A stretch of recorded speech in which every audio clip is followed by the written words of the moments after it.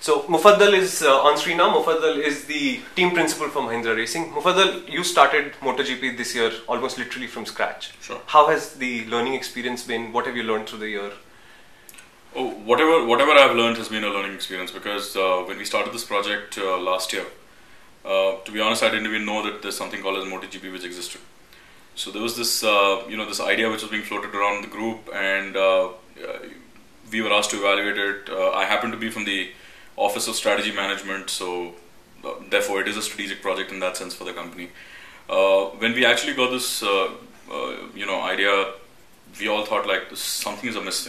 It's like we're getting into motorcycle racing. What really is the whole the whole plan? But when we analyzed it deeper, when we actually got into the benefits that this particular engagement would get for the group, we actually got very excited.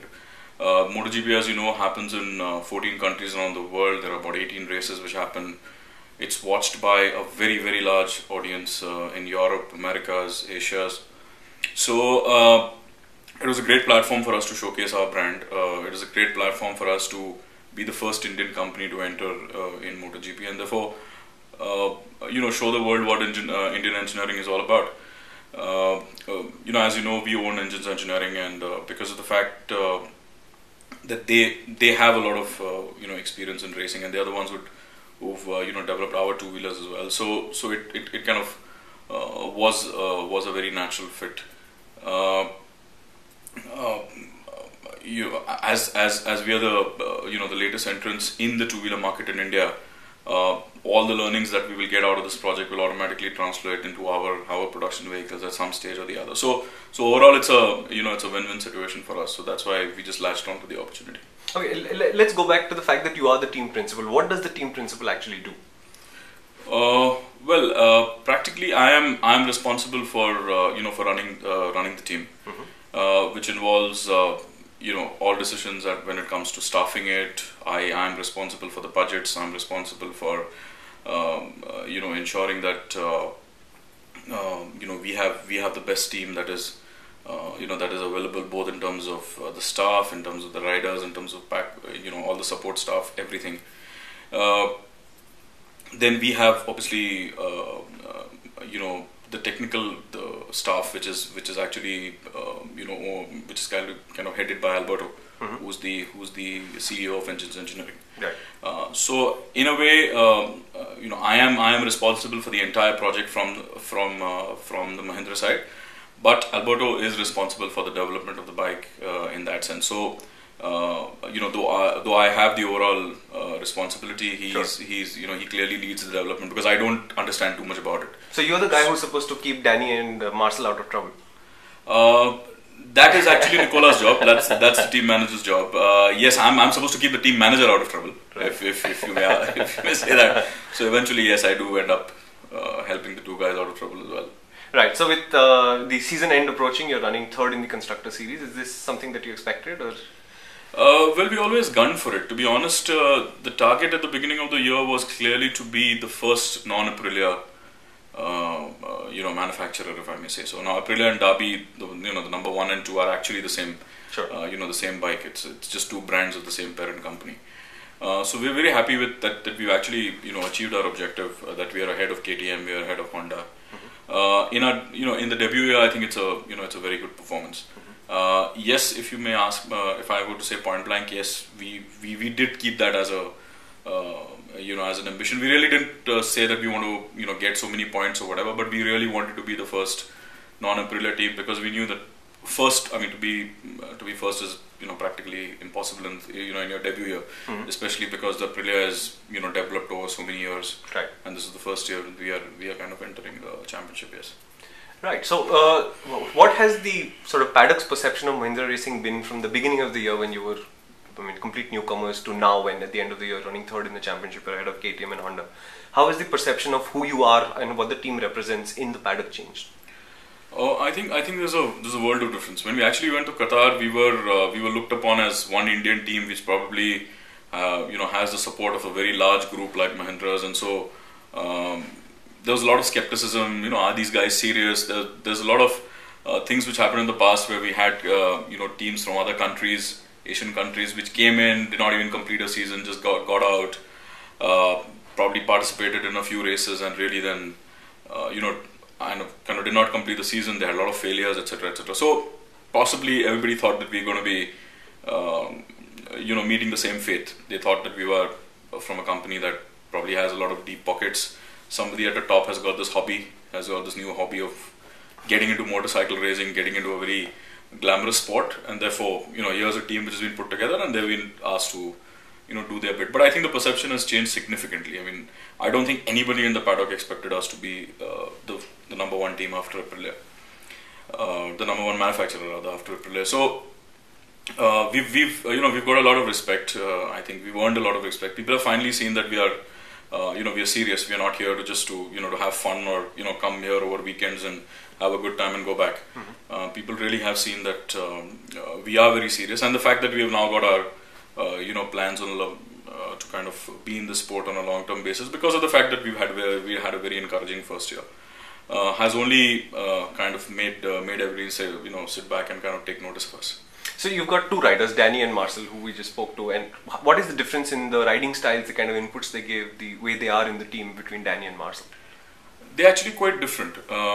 Danny is obviously the more experienced of the two, and therefore, Marcel took some catching up with him in terms of the kind of inputs that he used to give to the technical staff, as far as improvements on his bike were required. The feedback that he was getting from the bike during the race, during the practices.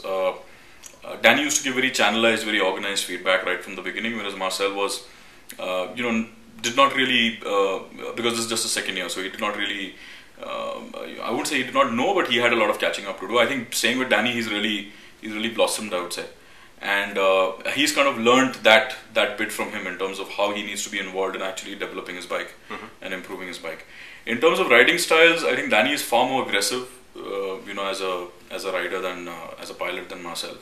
Marcel is a little more, I would say, has a little sweeter riding style. He's a little smoother. Danny rides more or less like an on-off throttle position. Marcel does ride at half throttle also sometimes, especially when he gets into curves and gets out of curves. Danny relies more on the brakes and the gears and stuff like that. So yes, there are certain differences in their riding styles. Yeah, but what I liked about when I interviewed them is that they seem to get along very, very well with each other. Yeah. And in MotoGP, the whole series, we know cases where teammates don't really get along and it causes lots of friction within the team. Are you happy that they get along like this? Or? I am happy to a large extent that they get along. Sometimes I'm not happy. I think they get along a little too well, which is not a bad thing, certainly. But I think till now we haven't really faced any problems. I think when they get down to actual racing, they are competing with each other as much as anybody else. So I think they really understand that. But getting along off track is very, very good because there's a lot of learning they get from each other. Sure. Marcel more than Danny, and if you see the improvements that Marcel has made over the years, they've been significant. In fact, he's leading. He's actually ahead of Danny as far as in the championship. Right. Danny's had some terrible luck, I would say. Sure. So I'm very happy if all his bad luck has to run out this year and he comes out clean for the next year. Right. But yes, overall I'm very happy that they share a very good rapport. Yes. Right. You brought up next year. Now you get completely new motorcycles next year. Right. It's going to, I think, level the field across. You said the Aprilia has been developed over years. That advantage goes away. Right. Obviously, Honda and Aprilia have four-stroke experience, whereas you guys have a little less. But is next year going to be even a stronger year because that does give you an advantage? Well, I would hope so. Yes, certainly next year would be a much stronger year. We are at least gunning for a much stronger year next year. Stronger year next year. Because everybody starts from, as you rightly said, everybody starts from a level playing field. So it all, next year really then boils down to how, your technical expertise. It really boils down to how quickly you're able to adapt, the bike to your rider's strengths. It really boils down to how quickly you can develop the bike, as the season progresses. So yes, next year will be a level playing field, and I think, that actually was the strategy. I mean, of actually entering, a year ahead before the category changes, because we wanted to gain that valuable experience of the of the first year in a category which is kind of ending, and therefore gave us the opportunity to kind of learn quickly without carrying the baggage of the previous years. Sure. And then have shunning all of it away and then kind of getting into a completely new year. Right. When everybody starts from a level playing field. So are you going to miss the 2 strokes?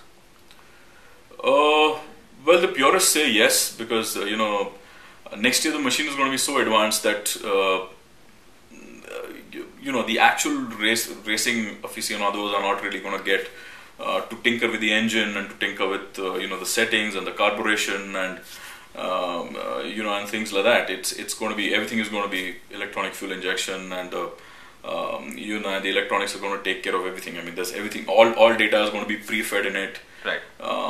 So there's very little that the mechanics will be able to do in in wet conditions or dry conditions or humid conditions or hot conditions or something like that. It's all going to be computer controlled with all pre-fed data. Right.